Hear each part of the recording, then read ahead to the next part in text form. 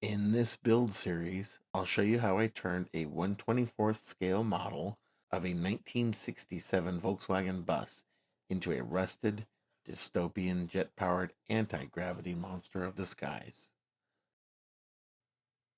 Welcome to the Wasteland Workshop. Okay, let's go.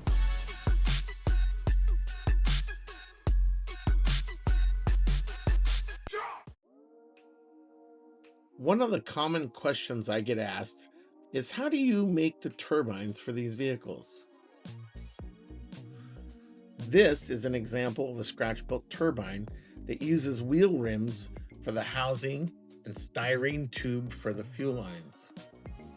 You'd be surprised how many wheel rims you can accumulate when 19 of the last 20 cars you've built don't use tires.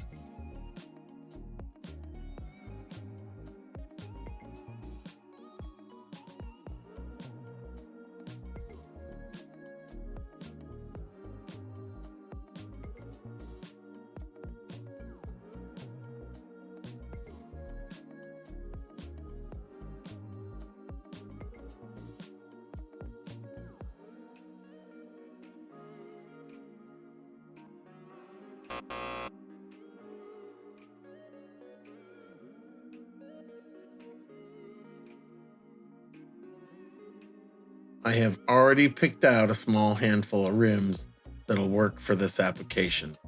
They're a good size and they'll fit this van perfectly. I glue these together end to end. I go with large diameter to small. The large diameter rim is the intake side. Jet turbines have a large air compressor at the front, or the intake side. The chrome rim in my left hand represents the intake side. The next two rims are slightly smaller in diameter. These two black rims represent the combustion chamber. I'm going to install the inlet cone to the intake side of the compressor.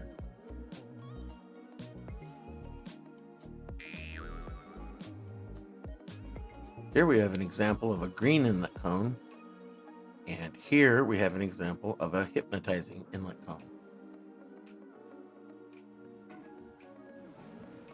Don't ever do that again.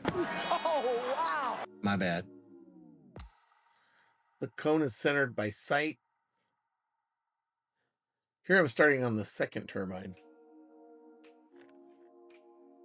I'm just repeating the process from the other side. Gluing the large diameter compressor on the front.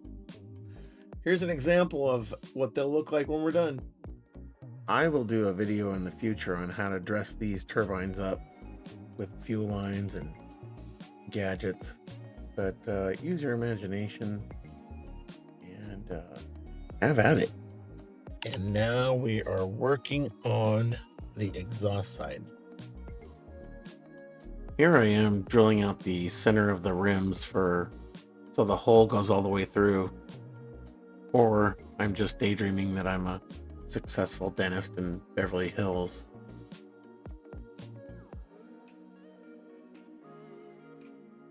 I'm gonna sand the end down for a better glue surface.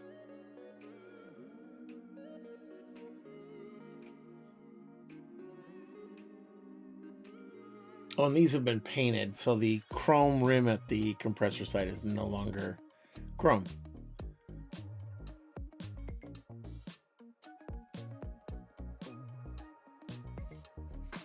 This piece has a nice detail on it that we'll use for the afterburners, as you can see in the photo above.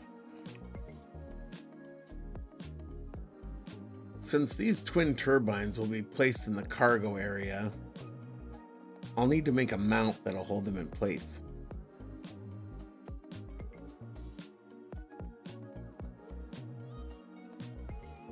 I'm also going to work on a slide that will allow the turbines to extend and retract out of the rear cargo doors.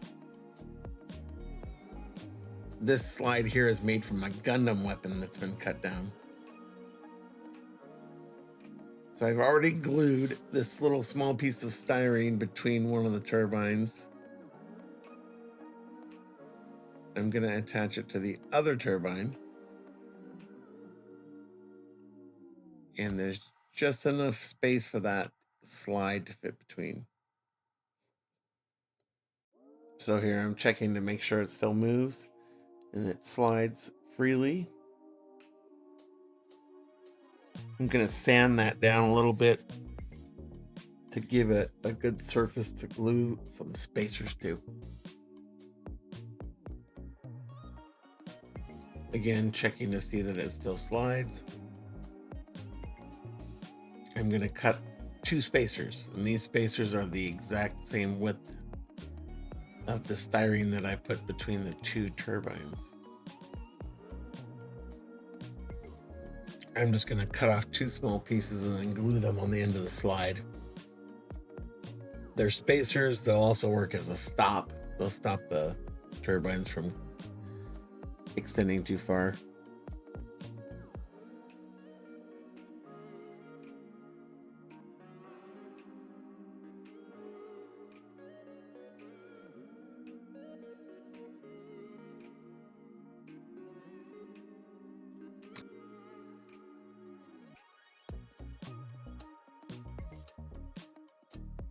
And this is the retainer. We're going to sand that down just so it's smooth. Put a little glue on it.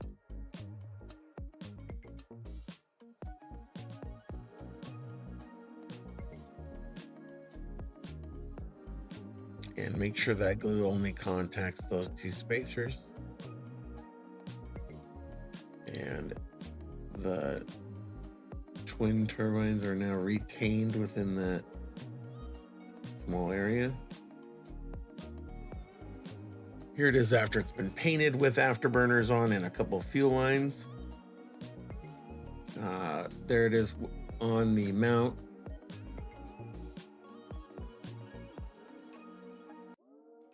The moment you've been waiting for. Do the turbines actually retract into the cargo area? The answer is yes, they do. Are they easy to slide into the cargo area? No, it's not. Check out the afterburner fins at the exhaust side of the turbines. That's what really sells them.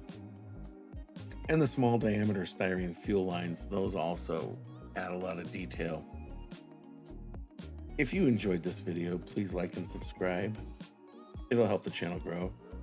If you want to watch the next video in the series, click the link above. Thanks.